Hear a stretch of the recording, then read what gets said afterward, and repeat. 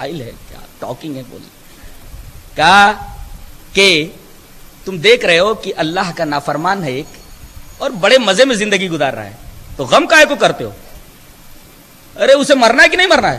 کل نفس ذائقۃ الموت, ہر ایک کو موت کا مزہ چکھنا, وہ بھی مر جائے گا اور تمہیں بھی مرنا ہے, تم دونوں مر جاؤ گے. لیکن تم ہمارے فرما بردار ہو کر کے آؤ گے تو ابدی راحت, اور وہ میرا نافرمان بن کر کے آیا ہے تو اس کے لیے ابدی عذاب. لہذا ان کو دیکھ کر کے تم حسرت نہ کرو بلکہ ان کو دیکھ کر کے تم افسوس کرو. تو ایک بات بتائے گی کہ موت سے کسی کو مفر نہیں. کل نفس ذائقۃ الموت, پرائم منسٹر کو مرنا ہے, صدر کو مرنا ہے, سی ایم کو مرنا ہے, نیتا کو مرنا ہے, ایک معمولی آدمی کو مرنا ہے, بڑے آدمی کو مرنا ہے, سب کو مرنا ہے. کل نفس ذائقۃ الموت, موت سے کسی کو مفر نہیں, ایک مسلمہ حقیقت جس سے کسی کو انکار نہیں. ایک اچھا وَإِنَّمَا تُوَفَّوْنَ أُجُورَكُمْ يَوْمَ الْقِيَامَةِ, یہاں جو بھی کر رہے ہو تم بھلا یا برا اس کا پورا پورا بدلہ قیامت کے دن. وَإِنَّمَا تُوَفَّوْنَ أُجُورَكُمْ يَوْمَ الْقِيَامَةِ, قیامت کے دن پورا پورا بدلہ, برے اعمال کا پورا بدلہ, اچھے اعمال کا پورا بدلہ. دو تیسرے فَمَنْ زُحْزِحَ, کامیابی کا معیار کیا ہے؟ کامیاب کون؟ فَمَنْ زُحْزِحَ عَنِ النَّارِ وَأُدْخِلَ الْجَنَّةَ فَقَدْ فَازَ, جو جنت میں داخل کر دیا گیا اور جہنم سے بچا لیا گیا وہ کامیاب ہوا. کامیابی کا معیار یہ ہے کہ آدمی جہنم سے بچا کر کے جنت میں ڈال دیا جائے, یہ کامیابی کا معیار ہے. چوتھا وَمَا الْحَيَاةُ الدُّنْيَا إِلَّا مَتَاعُ الْغُرُورِ, یہ دنیا یہ تو سراب ہے, دھوکے کی ٹٹی ہے, میراج ہے, یہ سراب ہے. اس لیے کہ آدمی اگر اسے پیاس لگی ہو اور صحرا میں ہو تو دور ریت جو ہے, وہ فزکس کا کوئی قاعدہ ہے کہ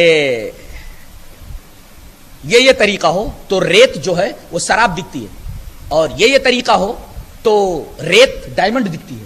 فزکس کا کچھ اصول ہے. وہ میرا بچہ کچھ بیان کر رہا تھا, میری سمجھ میں نہیں آ رہا تھا کیا ہے وہ. میں نے سراب کہا تو اس نے بتایا کہ سراب کیسے بنتا ہے بول رہا تھا وہ. تو یہ دنیا سراب, ایک پیاسا آدمی ریت کو پانی سمجھ کر کے دوڑتا رہتا ہے, زندگی بھر دوڑتا رہے, پیاس سے مر جائے گا لیکن اسے پانی ملنے والا نہیں ہے. ایسے ہی ایسے دوڑتا رہے زندگی بھر, تمام تمنائیں پوری نہیں ہوتی اور آخر میں مر جاتا ہے وہ. کل نفس ذائقۃ الموت, تو سراب ہی تو ہے, دھوکے کی ٹٹی ہی تو ہے, دھوکا ہے یہ, سراب دھوکا ہے.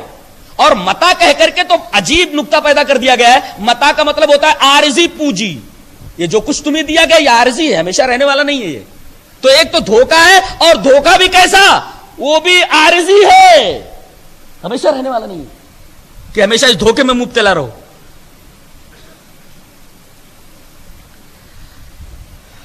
اس کے بعد ایک بات کہی جا رہی ہے کہ اولو الالباب کون ہے؟ عقل والے. کہتے ہیں فلاں آفیسر یہ عقل والا ہے, فلاں عہدے پر پہنچنے والا یہ عقل مند ہے. قرآن حکیم بتاتا ہے, آؤ میں بتاتا ہوں عقل مند کسے بولتے ہیں. ان فی اختلاف اللیل والنہار لآیات لأولی الالباب, یہ اولو الالباب کون؟ عقل والے. الذین یذکرون اللہ قیاما وقعودا وعلی جنوبہم ویتفکرون فی خلق السماوات والارض ربنا ما خلقت هذا باطلا سبحانک فقنا عذاب النار ربنا انک من تدخل النار فقد اخزیتہ وما للظالمین من انصار ربنا اننا سمعنا کتابا. اللہ. اولو الالباب کون؟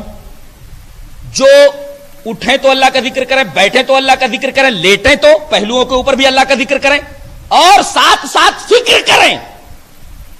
کچھ لوگ کہتے ہیں ذکر فکر, بھائی خالی ذکر کر رہے وہ بھی صحیح نہیں ہے, اور فکر تو تمہارے یہاں ہے نہیں. فکر کا مطلب کیا ہے؟ کھانے کی فکر, کیا کھانا اچھا ہونا اس کی فکر نہیں, فکر کائے کی وہ بتایا جا رہا ہے. ذکر کائے گا اللہ تبارک و تعالی کا ذکر, اور فکر کائے گی کھانے کی نہیں. وَيَتَفَكَّرُونَ فِي خَلْقِ السَّمَاوَاتِ وَالْأَرْضِ, زمینوں اور آسمانوں کی تخلیق میں تم فکر کرو. کہتے ہیں سائنسداں بھی تو زمین اور آسمان کی تخلیق میں فکر کرتے ہیں. اللہ, یہاں نکتہ یہ بتا دوں کہ فکر میں فرق ہوتا ہے. کسی کو کھانے کی فکر ہوتی ہے, سائنسدانوں کو کس بات کی فکر ہے, کس بات میں غور کرتے ہیں؟ وہ معلومات کے اضافے کے لیے فکر کرتے ہیں. جب تمہاری تلاش معلومات کے اضافے کے لیے ہے تو حقیقت تمہیں کہاں ملے گی؟ تمہاری تو تلاش معلومات ہے, معلومات میں اضافہ یہ تمہاری تلاش ہے, تو تمہیں حقیقت کیسے ملے گی؟ تمہیں حقیقت کی تلاش ہے ہی نہیں, معلومات میں اضافے کی تلاش ہے. تو تمہیں حقیقت کہاں ملے گی؟ اسی طرح خلا میں جانے کے بعد بھی تمہیں خدا نہیں ملتا. کہتے نہیں ہیں ڈھونڈنے والا ستاروں کی گزرگاہوں کا اپنے افکار کی دنیا میں سفر کر نہ سکا. ڈھونڈنے والا ستاروں کی گزرگاہوں کا اپنے افکار کی دنیا میں سفر کر نہ سکا. خلا سے آ گئے, چاند پر سے آ گئے, کہتے ہیں ہم نے خدا کو نہیں پایا. ارے خدا کو جب پاتے, جب تمہارے یہ سفر تلاش حقیقت کے لیے ہوتا, تمہارا تو یہ سفر معلومات کے اضافے کے لیے ہے. ان لوگوں کو حقیقت ملتی ہے جن کی تلاش, جن کا سفر حقیقت کی تلاش کے لیے ہوتا ہے.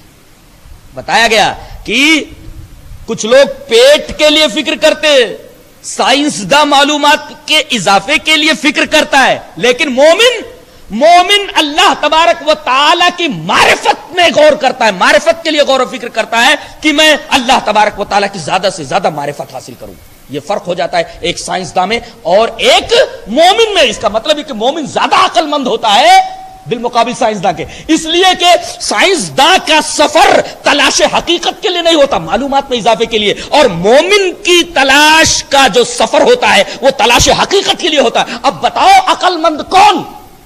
وہ شخص جس کا سفر تلاش حقیقت کے لیے ہو, یا وہ شخص جس کا سفر تلاش معلومات. بتاؤ. اللہ تبارک تعالیٰ نے فرمایا کہ دیکھو مومن یہ عقل مند ہے کہ ان کا سفر تلاش حقیقت کے لیے ہوتا ہے. ورنہ یہ سائنسداں تو خلاؤں میں چلے جاتے, وہاں سے واپس آتے, کہتے ہم کو خدا نہیں ملا. ارے خدا کیوں ملے گا؟ تمہارا سفر تو تلاش حقیقت کے لیے تھا ہی نہیں, خدا کی تلاش کے لیے تھا ہی نہیں. تمہارا سفر تو معلومات میں اضافے کے لیے تھا. خدا کیسے ملے گا تم کو؟ خدا کی تلاش تو کرو, اس کے لیے سفر کرو تو خدا ملے گا.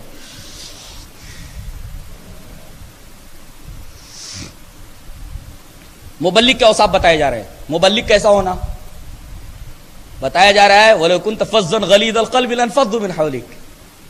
اخلاق بہت اچھے ہونے چاہیے, سخت دل نہیں ہونا, سخت کلام نہیں ہونا, بات کرے تو پھول جھڑے.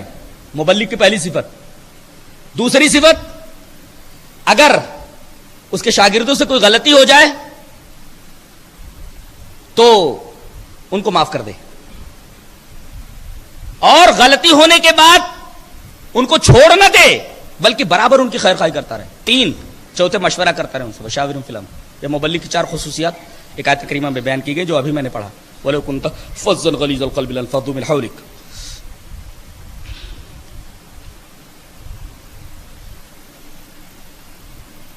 ایک بات بتائی جا رہی ہے, جانتے ہیں جنت کتنی بڑی ہے؟ ایک بڑی پیاری بات. وَسَارِعُوا إِلَىٰ مَغْفِرَةٍ مِّن رَّبِّكُمْ وَجَنَّةٍ عَرْضُهَا السَّمَاوَاتُ وَالْأَرْضُ أُعِدَّتْ لِلْمُتَّقِينَ. کہ بڑھو اپنے رب کی طرف. وَسَارِعُوا إِلَىٰ مَغْفِرَةٍ مِّن رَّبِّكُمْ, اپنے رب کی مغفرت کی طرف بڑھو اور جنت کی طرف بڑھو جس کی چوڑائی زمینوں اور آسمانوں کے برابر ہے. لمبائی کا معاملہ نہیں بتایا گیا. ایسا کیوں نہیں کہہ دیا گیا جنت کی طرف بڑھو, مغفرت کی طرف بڑھو؟ اس کا مطلب یہ ہے دنیا میں تم کتنے بھی اعمال کیوں نہ کر ڈالو اچھے سے اچھے, جنت کا بدل نہیں ہو سکتے جب تک کہ اللہ بخش نہ دے اپنی رحمت سے. وَسَارِعُوا إِلَىٰ مَغْفِرَةٍ مِّن رَّبِّكُمْ وَجَنَّةٍ. یہ نہیں کہا گیا جنت کی طرف بڑھو. ارے اللہ کی مغفرت کی طرف بڑھو. تم کتنے اچھے اعمال کرو, اگر اللہ کی مغفرت نہ ہوگی تو جنت نہیں ملے گی. اللہ مغفرت پہلے ہے, جنت بعد میں ہے. لہذا اللہ سے مغفرت طلب کرو, اللہ بخش دے, تو بخش دے نا, پھر تو جنت ملنے ہی والی ہے. تیری مغفرت کے اوپر معاملہ ٹکاؤ. بس ایک نگاہ پہ ٹھہرا ہے فیصلہ دل کا. کیا؟ بس ایک نگاہ پہ ٹھہرا ہے فیصلہ دل کا کہ اگر تو مغفرت کی نگاہ سے دیکھ لے, نگاہ پرخمار سے دیکھ لے تو جنت تو ملی جائے گی. تو مغفرت کی تلاش کرو, جنت تو ملنے والی ہے. کسی نے پوچھا کہ جنت کی چوڑائی جب زمین اور آسمان کے برابر ہے تو جنت ہے کدھر؟ جنت کی چوڑائی زمین اور آسمان کے برابر, جنت ہے کدھر؟ یہ سوال نبی سے کیا گیا تھا. تو آپ نے فرمایا ایک بات بتاؤ, جب رات ہوتی ہے تو دن کدھر چلا جاتا, اور دن ہوتا ہے تو رات کدھر چلی جاتی ہے؟ بولو. ایسے ہی ہے جنت کا معاملہ. یعنی جواب یہ دیا گیا کہ دن جب کہیں رہتا ہے تو اس کے مقابلے میں وہاں رات رہتی ہے نا. تو ایسے ہی کائنات کے ایک حصے میں اعلیٰ علیین ہے اور کائنات کا دوسرا حصہ وہ اسفل سافلین ہے, جہنم ہے. بہت پراسرار کتاب ہے, بہت پراسرار کتاب ہے.